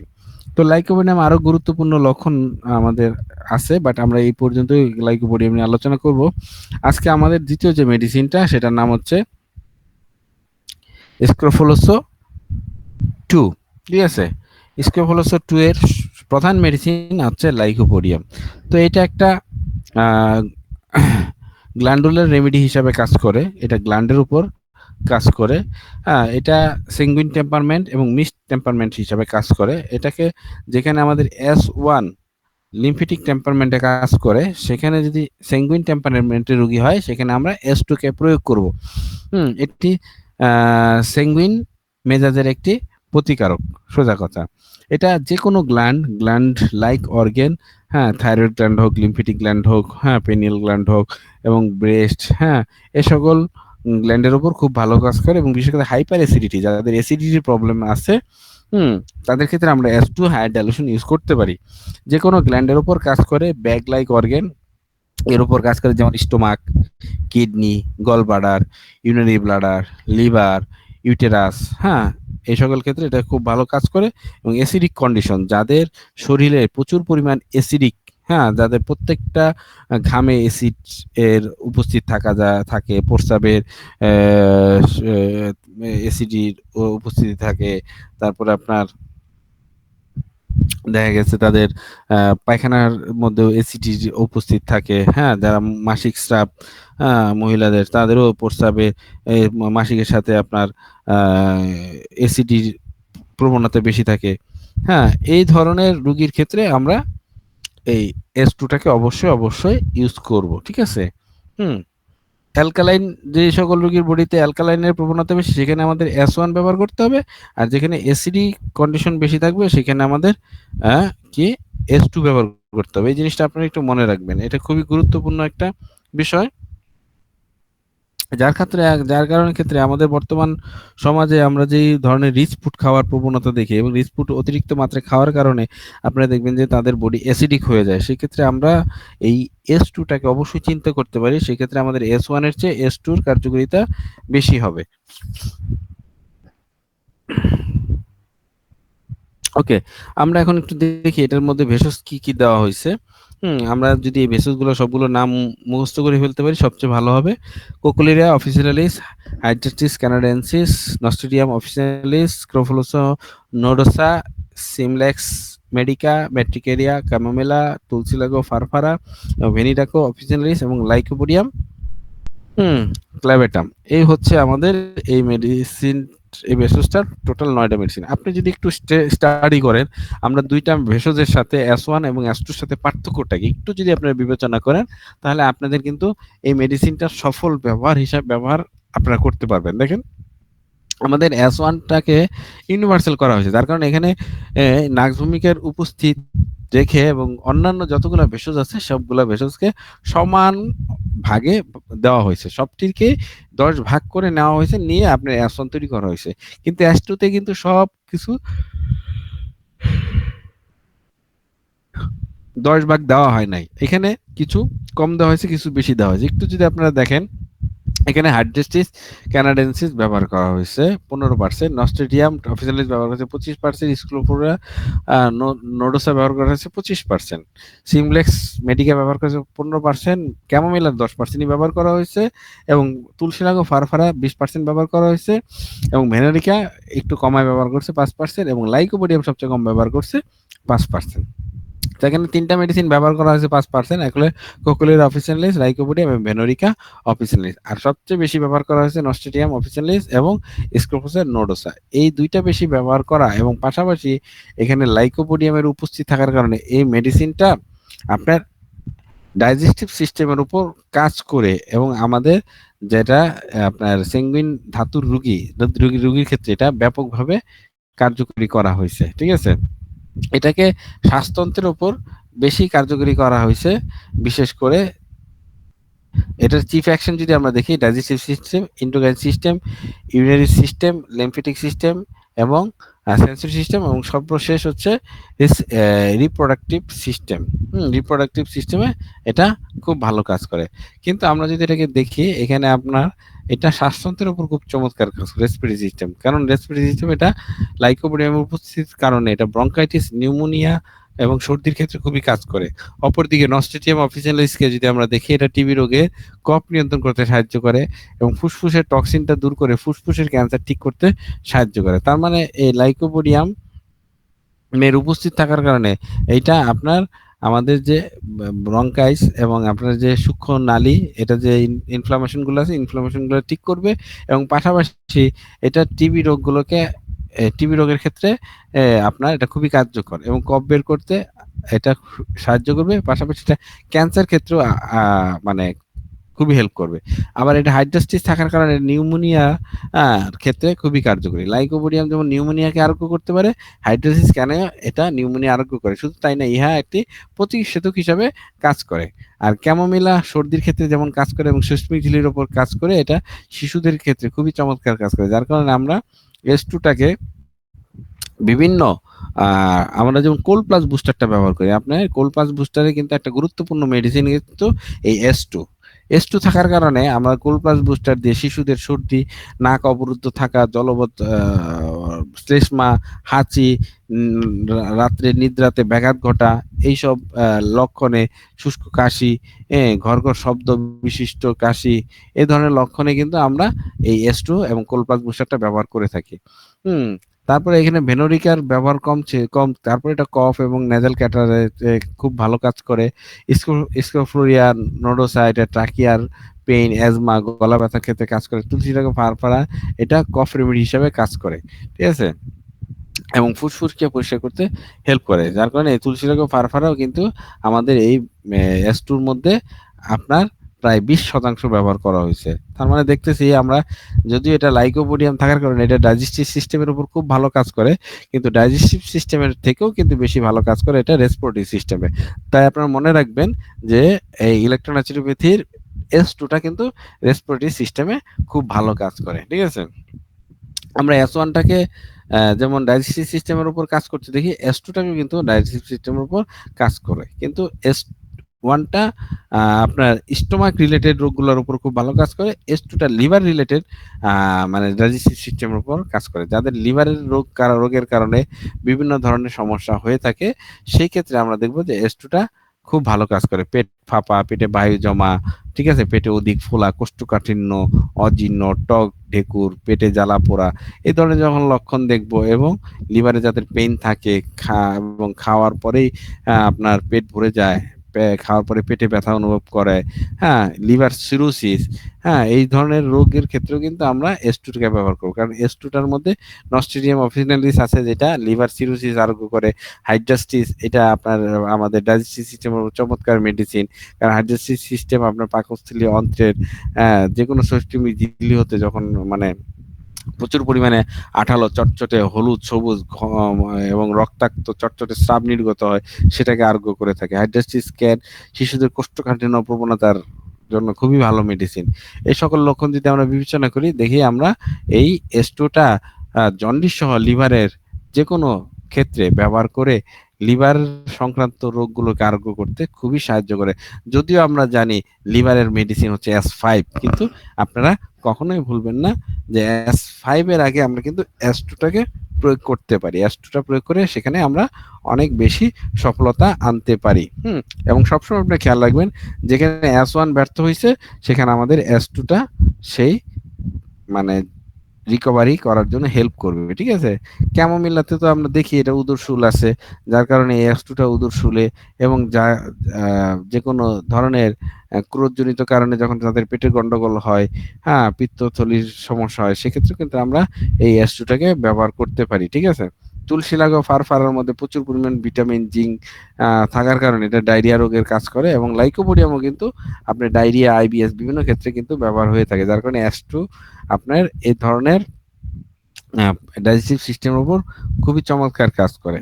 ওকে, আমরা যদি S1টাকে লিম্ফ তৈরির কাজে ব্যবহার করে থাকি, মানে যেখানে লিম্ফ প্রোডাকশন বাড়াইতে হবে সেখানে আমরা S2টাকে ব্যবহার করব, কিন্তু যেখানে লিম্ফ প্রোডাকশনটাকে কমাইতে হবে কিংবা লিম্ফটাকে অতিরিক্ত লিম্ফটাকে যদি আমরা বের করে দিতে চাই সেখানে আমাদের S2টাকে ব্যবহার করতে হবে। এটা আপনাদের খুবই জরুরি একটা বিষয়। যেখানে শোথ হইছে, সেটা ফুসফুসে হোক, পায়ে হোক, কিংবা যে কোনো জায়গায় হোক, সেখানে যদি S2টাকে ব্যবহার করি তাহলে সেই জায়গায় ইডিমা খুব দ্রুত রিকভার হয়ে যাবে। ঠিক আছে, ওকে। লিম্ফেটিক টেম্পারমেন্টে এটা মানে ভালো কাজ করে, কিন্তু এটা স্যাঙ্গুইন টেম্পারের মেডিসিন, কিন্তু লিম্ফেটিক টেম্পারমেন্টে এটা কাজ করে, লিম্ফকে সার্কুলেশন করায়, এবং ব্যাকলাইক অর্গানের যাদের ব্যাকলাইক অর্গান সমস্যা যাদের, এই সকল রোগীর উপর খুব ভালো কাজ করে, এবং যাদের গাউট আছে তাদের ক্ষেত্রে খুব ভালো কাজ করে। যেখানে S1 কাজ করে না সেখানে S2 দিলে ভালো কাজ করে, কারণ রোগী যদি স্যাঙ্গুইন টেম্পারমেন্টের হয় তবে S1 কাজ করে না, সেই ক্ষেত্রে আমাদের S2টা ব্যবহার করতে হবে। আরেকটা জিনিস মনে রাখবেন, ব্রেন স্ট্রোকে যখন ব্রেনে রক্ত জমাট বাঁধে সেটাকে ঠিক করতে সাহায্য করে S2। খুবই চমৎকার একটা তথ্য। যখন আমাদের ব্রেনে স্ট্রোকের কারণে ব্রেনে ব্লিডিং হয়, সেই ব্লিডিংটা যখন ওখানে এখন তো বন্ধ হয়ে যাবে, আমার নতুন লিংক দেওয়া হবে। বন্ধ হয়ে যাবে। হ্যাঁ, এখনই তো বন্ধ। না জুনায়েদ ভাই, আপনি আছেন তো, আপনি থাকতে আমাদের কি আর ভরসা এখন। তাহলে আর ক্লাস নতুন করে শুরু করেন। এই আর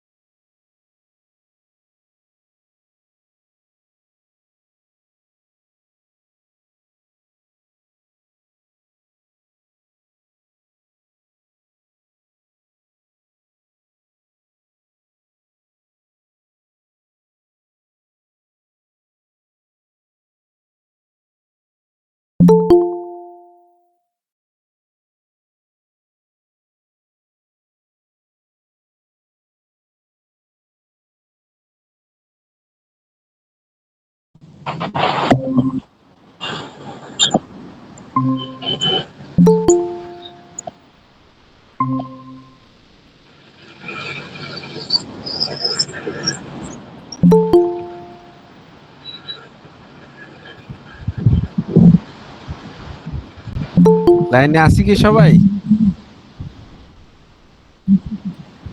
তা আমরা 1 মিনিট ওয়েট করি না? 1 ঘন্টার ক্লাসে তো হয় না দেখা যাচ্ছে। জুনায়েদ ভাই, প্রিমিয়াম নিতে কয় টাকা লাগে? ও কইেন না, এত টাকা কেউ দিব না। এরপরে হবে আমার ক্লাসগুলো শেষ হয়ে গেলে আর 4টা ক্লাসের পরে এরপরে তো আর বেশি এখন আপনাকে আমরা ছাড়বো না, আপনি কই যাবেন 4 ক্লাসের পরে?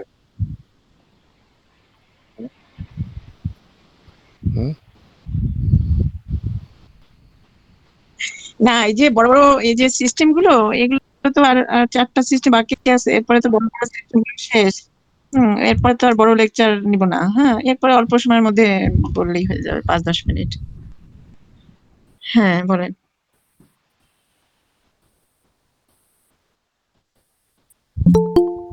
না ওইটা তো শেষ হয়ে গেছে সেল বোঝানো, মানে আর অ্যানাটমি তো আর এত বেশি কিছু জানা দরকার নাই। এগুলো যেগুলো বলা হয়েছে সেগুলো তো ঠিক আছে, পড়তে থাকি, দেখা যাক। আমাদের আরো অনেক নলেজ ডেভেলপ করতে হবে, সমস্যা নাই। হ্যাঁ, অনেক কিছু পড়াইছেন, এগুলা আর পরেও আরো কিছু আমরা অবশ্যই স্টাডি করব। যাই হোক, এটা পরেরটা পরে চিন্তা করবো। আপনারা আগে জি। 4টা ক্লাস শেষ করেন। আচ্ছা, তাহলে আমরা S1 নিয়ে অনেক আলোচনা করলাম। আমরা সর্বশেষ যে কথাটা বলতেছিলাম যে S2টাকে আমরা ব্রেন স্ট্রোকের রোগীদের ক্ষেত্রে, যেখানে ব্রেনে হ্যামোরেজ হয়ে আপনার রক্তটা জমাট বেঁধে গেছে, ঠিক আছে, সেই ক্ষেত্রে আমরা কিন্তু এই S2টা ব্যবহার করার কারণে সেখানে আপনার রক্ত জমাটটা ঠিক করা সম্ভব। ঠিক আছে, মেসেন্ট্রিক গ্ল্যান্ডের উপর এটা খুব ভালো কাজ করে, যার কারণে মেসেন্ট্রিক গ্ল্যান্ড যখন সঠিকভাবে কাজ করা শুরু করবে তখন আমাদের মানে কোষ্ঠবদ্ধতা দূর করতে সাহায্য করবে। ঠিক আছে, হ্যাবিচুয়াল কনস্টিপেশন যেখানে ক্রনিক স্টেজ, যেখানে 2-4 বছর কোষ্ঠবদ্ধতা চলছে, সেখানে আমাদের কিন্তু S2 খুবই ভালো কাজ করে। মানে সেখানে আপনার S1 দিয়ে আর কাজ হবে না, সেখানে আপনি অবশ্যই তাকে S2টাকে দিতে হবে, এটা একটু খেয়াল রাখবেন। ঠিক আছে, যেখানে অকেশনাল কনস্টিপেশন, হ্যাঁ, হঠাৎ এক স্থান থেকে অন্য স্থানে গেলে যখন কনস্টিপেশন দেখা যায়, সেক্ষেত্রে আমরা কিন্তু এই S2টাকে ব্যবহার করতে পারি। যেখানে বিভিন্ন খাবার চেঞ্জ করার কারণে, ওয়েদার চেঞ্জ করার কারণে, হ্যাঁ, যখন কোষ্ঠকাঠিন্য হয় তখনও কিন্তু আমরা S2টাকে ব্যবহার করতে পারি। এই সকল ক্ষেত্রে S+টা খুবই ভালো কাজ করে। মুখে তিতা ভাব যখন দেখা দেয়, এই ধরনের তিতা ভাবের ক্ষেত্রেও কিন্তু আমরা যে কোনো রোগী হোক না কেন, সেই ক্ষেত্রে কিন্তু আমরা S2টাকে ব্যবহার করতে পারি। গল ব্লাডার স্টোনের ক্ষেত্রেও কিন্তু S2টা খুব ভালো কাজ করে, গল ব্লাডার স্টোনে। ওকে, আচ্ছা, তারপরে ক্রিস্টাল ইউরিয়া, যখন কিডনি ফেলিওর হয়ে যায় তখন প্রস্রাবের সাথে ক্রিস্টাল ইউরিয়া থাকে, সেক্ষেত্রে কিন্তু আমাদের S2টাকে ব্যবহার করা যাবে। হাইড্রোসিল হইলেও কিন্তু আমাদের S2টা ব্যবহার করা যাবে। কাশিতে যখন পাতলা ঢালা কফ থাকে, সেক্ষেত্রে কিন্তু আমাদের S2 ব্যবহার করা যাবে। গাউটের ব্যবহার করা যাবে, গাউটে সাইনোভিয়াল ফ্লুইড জমা হলে সেটা বের করতে সাহায্য করে। হিস্টেরিয়া রোগীর ক্ষেত্রেও এটা ভালো ব্যবহার করা হয়। স্ক্যাবিসে যখন পুজ জমে, জল জমে, সেক্ষেত্রে কিন্তু আমাদের এটা ব্যবহার করা হয়। হেডেক, সাইনোসাইটিস, মাইগ্রেনের জন্য মাথা ব্যথা হলেও কিন্তু আমাদের S2টা খুব ভালো কাজ করে। সাইটিকাতেও আমাদের S2 ভালো কাজ করে। ক্যাটারাক্ট, ঠিক আছে, ক্যাটারাক্টে যদি অ্যাসিডিক হয়, হ্যাঁ, সেক্ষেত্রে কিন্তু আমাদের S2টা খুব ভালো কাজ করে। এলোপেশিয়া, চুল উঠে গেলে এটা দেওয়া যাবে। তারপরে ম্যাস্টাইটিস হচ্ছে স্তনটা যখন ইনফ্লামেশন হয়ে ফুলে যায়, হ্যাঁ, দুধ কমে গেলে, সেক্ষেত্রে কিন্তু আমাদের S2টা খুব ভালো কাজ করে। কাশি, ক্রুপ কাশি, থেমে থেমে কাশি হলেও কিন্তু আমরা এতে S2টা খুব ভালো কাজ করবে। ঠিক আছে, ডিসপেপসিয়া, হজম কম হলে আমরা যদি S2টাকে D4 দেই, তখন তাদের হজমটাকে আমরা দেখবো যে বৃদ্ধি হয়ে গেছে। ওকে, হ্যাঁ, প্যারোটিড গ্ল্যান্ড যদি ইনফ্লামেশন হয়, হ্যাঁ, মামস, তখনও কিন্তু আমাদের S2টা ব্যবহার করা হবে। হ্যাঁ, এলিফ্যান্টাইটিস, পা যখন ফুলে যায়, পা গোদরোগ হয় যেটাকে আমরা বলি, সেক্ষেত্রে কিন্তু আমাদের এই S2টা ব্যবহার করা যাবে। গয়টার, হার্নিয়া, বিশেষ করে ইনফ্যান্ট যাদের বাচ্চাদের, এবং বাচ্চা কান্না করলে হার্নিয়া ফুলে যায়, আবার কান্না থামলে হার্নিয়া স্বাভাবিক হয়ে যায়, সেক্ষেত্রে কিন্তু আমাদের S2টা ব্যবহার করতে পারি। মাইগ্রেন, হ্যাঁ, সাইনোসাইটিস, এসবের ক্ষেত্রেও আমাদের S2 ব্যবহার করা হয়। ইপিলেপসি, রিউমেটিক ফিভার, সেক্ষেত্রে কিন্তু আমরা S2 ব্যবহারটাকে আমরা দেখি। ওকে, এটার ফিল্ড অফ অ্যাকশনটা যে কি আমরা আগেই বলছি, এটার ফিল্ড অফ অ্যাকশনটা হচ্ছে হলো লাইক অর্গান, হ্যাঁ, যেমন ব্লাডার, হ্যাঁ, bladder like organ, urea bladder যখন প্যারালাইসিস হয়, সেক্ষেত্রে কিন্তু আমরা S2F1 আর এটাকে যদি আমরা নেগেটিভে দেই, তখন দেখা যাচ্ছে ব্লাডারের প্যারালাইসিসটা ঠিক হয়ে যাবে। ব্লাডার স্পাজম, মূত্রাশয়ের খিঁচুনি, সেক্ষেত্রে কিন্তু আমরা S2W এটা ব্যবহার করলে মূত্রাশয়ের খিঁচুনিটা ঠিক হয়ে যাবে, কিন্তু এটা দিতে হবে পজিটিভ ডোজে। ডিবলিং অফ ইউরিন, যখন প্রস্রাব ফোটায় পড়বে, তখন কিন্তু আমাদের S2টাকে আর এর সাথে যদি আমরা পজিটিভ ডোজ দিই D4, তখন কিন্তু তার ফোটায় প্রস্রাবটা তার নিয়ন্ত্রণ হয়ে যাবে। ঠিক আছে, ডাইসুরিয়া, ডাইসুরিয়াতে আমরা S2W আপনার যদি আমরা নেগেটিভে দিই, তাহলে আমাদের ডাইসুরিয়া ঠিক হয়ে যাবে। কিডনি সমস্যার ক্ষেত্রে কিন্তু S2 চমৎকার ব্যবহার। ঠিক আছে, রিটেনশন অফ ইউরিন, যখন প্রস্রাবটা একদমই বন্ধ হয়ে যায়, থেমে যায়, তখন আমরা যদি S2C2W নেগেটিভে দিই, তখন তাদের এটা দেখা যায় প্রস্রাবটা যে থেমে গেছে, প্রস্রাব বন্ধ হওয়া, এটা ঠিক হয়ে যাবে। বেড বেড ওয়েটিং মানে বিছনায় প্রস্রাব করা, যেখানে S2C70Y যদি দেই মন নেগেটিভ, সেখানে বেড ওয়েটিংটা ঠিক হয়ে যাবে। ঠিক আছে, স্টোমাক, হ্যাঁ, বিলিয়ারি কলিক S2WE D5 এ দিতে হবে। Liver, acute hepatitis S2L1 ভার1 BYE, হ্যাঁ, যদি আমরা প্রয়োগ করতে পারি একুইট হ্যাপাটাইটিস আরোগ্য করা সম্ভব।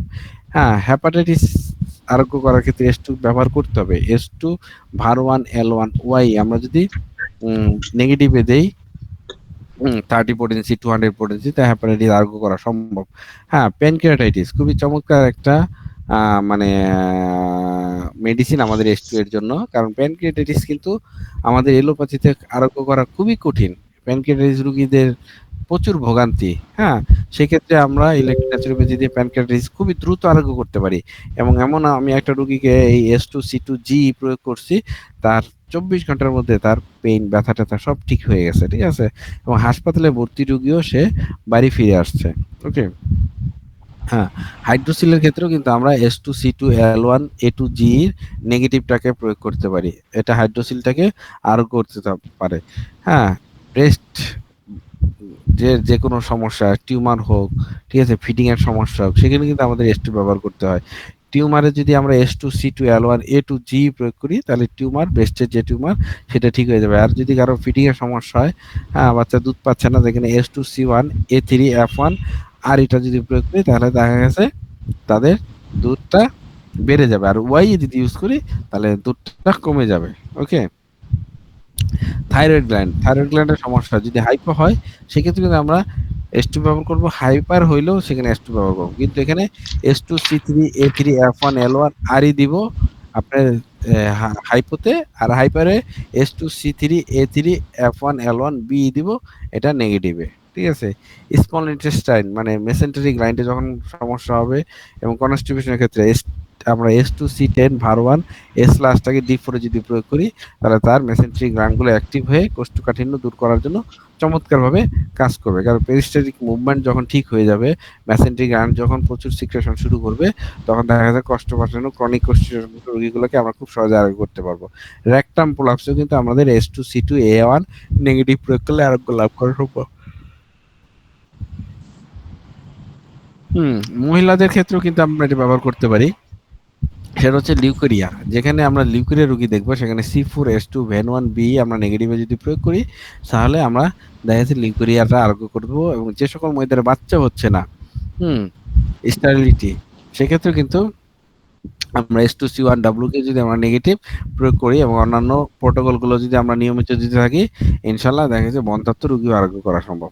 তো S2 এর প্রথম অ্যাকশন হচ্ছে ইউরিনারি ব্লাডার, দেন হচ্ছে কিডনি। আর S6 এর ক্ষেত্রে যদি আমরা দেখি, S6 এর প্রথম অ্যাকশন হচ্ছে কিডনি, দেন হচ্ছে ব্লাডার। যেখানে আমরা ইউরিনারি ব্লাডার আক্রান্ত হবে, সেক্ষেত্রে আমরা প্রথমে S2 দিয়ে শুরু করব, আর যেখানে প্রথমে কিডনি আক্রান্ত হবে, সেখানে আমরা S6 দিয়ে আরোগ্য করব। ঠিক আছে, তো S2টা মূলত আমাদের শরীরের বর্জ্য পদার্থকে বের করে দেওয়ার জন্য এটা ব্যাপক বহুল ব্যবহৃত হয়ে থাকে। কোষ্ঠকাঠিন্যতে ভালো ফল পাওয়া যাচ্ছে না, তখন এইটা S2 চমৎকার ফল আনতে সক্ষম হয়। S1 ক্ষুদ্রান্ত পর্যন্ত খুব ভালো কাজ করে, কিন্তু বৃহদান্ত পর্যন্ত কার্যকারিতা যাদের নিষ্ক্রিয় হয়ে যায়, সেখানে S2 বৃহদান্ত পর্যন্ত কার্যকারিতা আনতে সহযোগিতা করে। গলব্লাডারের পাথর, প্রস্রাবের জ্বালা, প্রস্রাব আটকে যাওয়া, সকল ক্ষেত্রে আমরা S2 ব্যবহার করতে পারি। অ্যাপেন্ডিক্সের উপর কিন্তু S2 খুব ভালো কাজ করে। শরীরের যে কোনো স্থানে অবাঞ্ছিত পদার্থ বের করার জন্য S2 বিশেষ ভূমিকা রাখে। ঠিক আছে, ওকে, যেখানে আমাদের একটা মানে আমরা L1 ব্যবহার করছি, L2 ব্যবহার করছি, কিন্তু আপনারা জানেন কোন একজন ডাক্তার সেটা L3 ব্যবহার করে। L3 হচ্ছে L1 S1 এর জায়গায় S2 এবং A3। এটা যে কোনো মানে অবাঞ্ছিত পদার্থ শরীর থেকে বের করার জন্য এটা খুবই চমৎকার ভাবে কাজ করে এই L3টা। তো আপনারা L3টা বানিয়ে নেবেন, L1 S2 A3। প্রপোর্শনটা কিরকম হবে L1:A3? কি যে L3টা বানায় নিলে আপনার এটা তো আপনার L2 এর ইয়েটা দেখতে হবে। L2টা যেভাবে বানানো হয়েছে যে রেশিওতে, L3টা সেই রেশিওতে বানাবেন। আমার রেশিওটা এখন জানা নাই। আচ্ছা sir L1 S2 A3 A3 নাকের পরিপাস থাকলে সেখানে S2 ব্যবহার করার কারণে নাকের সর্দি বের করে দেয় এবং নাকের ব্লকটা ঠিক করতে সাহায্য করে। তিক্ত স্বাদ, খাবার হজম হয় না, সেক্ষেত্রে কিন্তু আমাদের S2 প্রয়োগ করা যায়। ঠিক আছে? অ্যাসাইটিস এর ক্ষেত্রে কিন্তু আমরা S2 ব্যবহার করতে পারবো। নিউমোনিয়া, ইসোনোফিল বেড়ে গেলে, আরবিসি কমে গেলে আমাদের S2 ব্যবহার করতে হয়। রিউমেটিক ফিভার, পায়ে ব্যথা, এটা ব্যবহার হয়ে থাকে। কখনো কখনো S1 আবার কখনো S2 ব্যবহার করতে হবে, এটা আমাদের বুঝতে হবে। ঠিক আছে? যেখানে শরীরের বিভিন্ন অঙ্গে পুষ্টি দেওয়া দরকার সেখানে S1 ব্যবহার করতে হবে, আর যেখানে শরীরের বিভিন্ন অঙ্গ থেকে বর্জ্য পদার্থ বের করতে হবে সেখানে আমাদের S2 দিতে হবে। যখন আমাদের ইউরিক অ্যাসিড শরীরে বিভিন্ন জমে থাকার কারণে আমাদের গাউট হয়, হ্যাঁ, বিভিন্ন পেইন হয়, জয়েন্ট পেইন, সেখানে আমাদের S2 ব্যবহার করতে হবে। আর যেখানে ক্যালসিয়ামের ঘাটতির জন্য যেখানে আমাদের হাতে পায়ে ব্যথা হয় সেখানে আমাদের S1 ব্যবহার করতে হবে। ঠিক আছে? সর্বদাই S2 এর সাথে W প্রয়োগ করার সুবিধা আছে, কারণ তাতে S2 কার্যক্ষমতা বৃদ্ধি পায়। কখনো কখনো S2 এর সাথে B প্রয়োগ করা হয়ে থাকে, যেখানে ব্যথা সৃষ্টি হয়, গ্যাস উপরের দিকে উঠতে থাকে, সেখানে S2 এর সাথে B ব্যবহার করে খুবই চমৎকার ভালো রেজাল্ট পাওয়া যায়। নাই তো সবসময় S2 এর সাথে W দেওয়াটাই খুব ভালো। ওকে, এটা অ্যাসিডিটি কমাতে খুবই চমৎকার কাজ করে। S2B একসাথে প্রয়োগ করলে দ্রুত ফল পাওয়া যায়। মহিলাদের ক্ষেত্রে S2 এর সাথে C2 ব্যবহার করলে জরায়ু বড় হয়ে যাওয়া কিংবা জরায়ুর প্রলাপস প্রয়োগে খুবই কার্যকরী। মাথা ব্যথা যেখানে গ্যাস্ট্রিকের সমস্যার কারণে হয়ে থাকে সেখানে কিন্তু আমাদের S2 ব্যবহার হয়ে থাকে।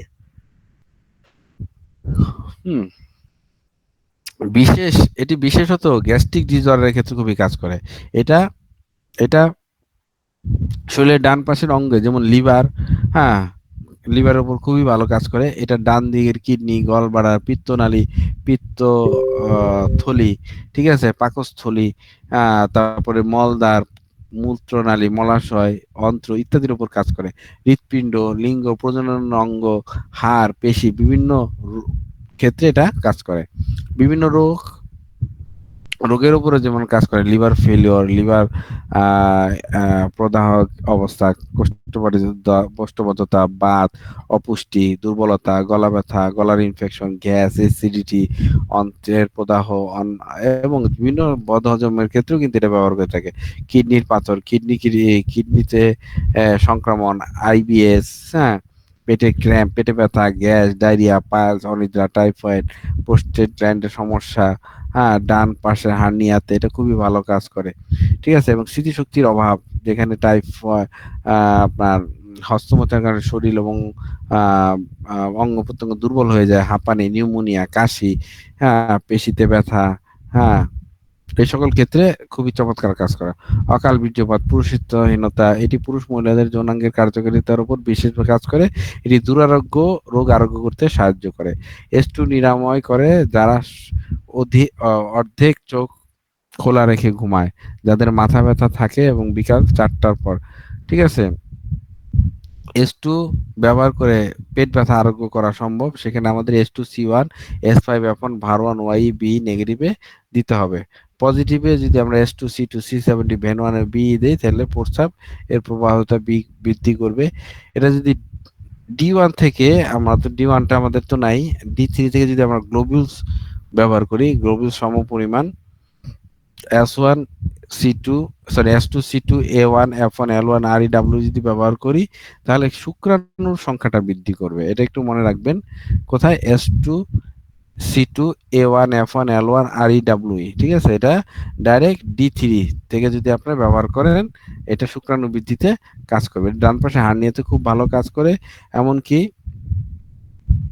যারা অর্ধেক খোলা চোখে ঘুমান এই সকল রোগীর ক্ষেত্রে খুব ভালো কাজ করে। খেলাধুলাতে আমাদের D5 এ S2C10, F1, L1, B দেওয়া হয়। ঠিক আছে? 200x এ আমরা C1 এবং C15টা দিতে হবে। এটি অ্যাসিডিটি, টক, ঢেকুর ওঠা, বদহজম এসব গ্যাসের ক্ষেত্রে কাজ করে। লিভারের সমস্যার কারণে পা ফুলে যদি যায় তাহলে S2C2, L1Y যদি প্রয়োগ করা হয় এটা খুবই ভালো কাজ করে। নিউমোনিয়াতে এটা খুবই ভালো কাজ করে, যারা নাক থেকে গণস্রাব হয় সেখানে S2C2 A2 F2 VAR2 P2 B কিংবা G দিলে এবং নেগেটিভে প্রয়োগ করলে আপনার নিউমোনিয়া এবং নাক থেকে গণস্রাব বের হওয়া বন্ধ করে। পেটের কৃমি এবং বিছনায় যারা পেট আপনার পেটের কৃমির কারণে এটা খুব ভালো ব্যবহার করা হয়। এবং সেখানে যদি S2C10 S+ VAR1 Y আমরা যদি নেগেটিভ পজিটিভ ইউজ করি তাহলে কৃমির সমস্যাটা ভালো হবে। হ্যাঁ, তারপরে অম্ল বদ হজমে আমরা যদি 200 শক্তিটা ব্যবহার করি S2 খুবই চমৎকার কাজ করে। হ্যাঁ, এবং D4 এ আমরা যদি বি এর সাথে এটা ব্যবহার করি নিয়মিত খাওয়ার কারণে দেখা গেছে আপনার এই বদ হজমের রোগী, গ্যাসের রোগী খুব দ্রুত আরোগ্য করবে। S2C10 B L1 F1 negative এবং মোর নেগেটিভে দিলে আমাদের গ্যাস, অম্ল, বদহজমের রোগী খুব দ্রুত আরোগ্য লাভ করে। ওকে, তো মোটামুটি এই ছিল আমাদের আজকে S2 এবং লাইকোপোডিয়ামের বিশাল আলোচনা। হ্যাঁ, ইনশাআল্লাহ আপনাদের মনে হয় সবাই ভালো লেগেছে। জি বলেন, আজকে আর বেশি আলোচনা করব না। পাপন ভাই যে লাস্টেরটা কি বললেন? অম্ল বদহজমে S2C10 বি VE মানে গ্যাস্ট্রিক অ্যাসিডিটি, অম্ল বদহজম এগুলোতে। হ্যাঁ, S2C10 B L1 F1 negative এবং মোর নেগেটিভ দিলে খুব ভালো কাজ L1 করবে। F1 হ্যাঁ, নেগেটিভ মানে কি 2x 200 শক্তি। হ্যাঁ হ্যাঁ হ্যাঁ, আচ্ছা।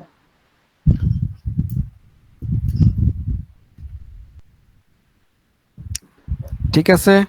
আর কিছু বলবেন? আমরা 2 মিনিট সময় নেই, বেশি আর আলোচনা যাব না, রাত হয়ে গেছে। শুক্রাণু বৃদ্ধিতে বলছিলেন D3 তে S2C2 A1 F1 RE S2C2 A1 F1 L1 RE WE। O L1 ও আছে W আছে, এটা D3 তে প্রয়োগ করলে শুক্রাণু বৃদ্ধি। স্যার L1 আছে। L1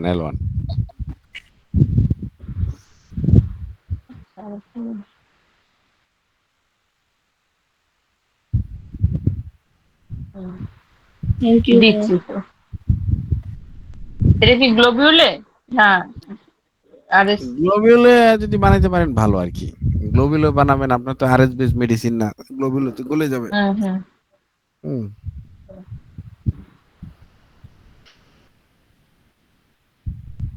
ওই ব্রেস্টের দুধ বাড়াতে যেন কি বলছিলেন প্রোটোকলটা? S2C1 C1 শুধু S2C1 না S2C1 A3 F1 RE কততে? D4 D4 কমাতে গেলে মাইনাস। হ্যাঁ, ওয়াই কমাতে গেলে আর এর জায়গায় ওয়াই কমে যাবে। ওয়াই সেটা নেগেটিভে না পজিটিভে? ওয়াই না তো RE। ওয়াই দিলে আপনার দুধ কমে যাবে, যাদের অতিরিক্ত দুধ, হ্যাঁ তাদেরকে নেগেটিভে ওয়াই দিয়ে দিবেন। জাস্ট আর এর পরিবর্তে ওয়াই দিয়ে নেগেটিভ করে দিবেন, দেখবেন যে তাদের অতিরিক্ত দুধ পড়া বন্ধ হয়ে গেছে।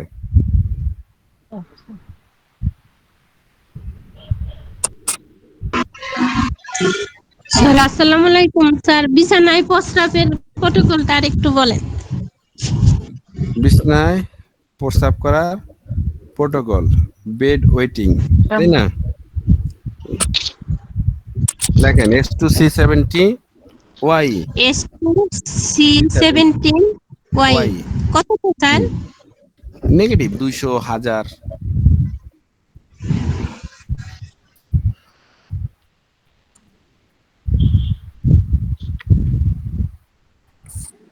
পেশাব যদি হাঁচি কাশি বা এমনি যদি অটোমেটিক্যালি পড়ে যায়, ইনকন্টিনেন্স অফ ইউরিন যদি হয়, তাহলে সেটা কি একই ফর্মুলা? S2C17 YE নেগেটিভ না? Thank you.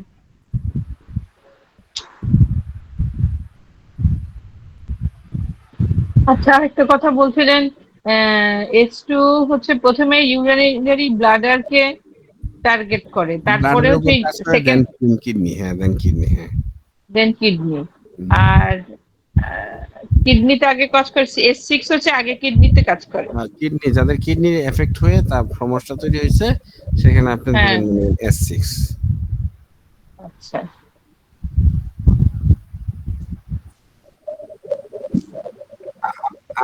আমারে ছেড়ে দেন আরো আগে, আমি তো বাসায় নাই, আপনি তো বাসায় যাইবেন।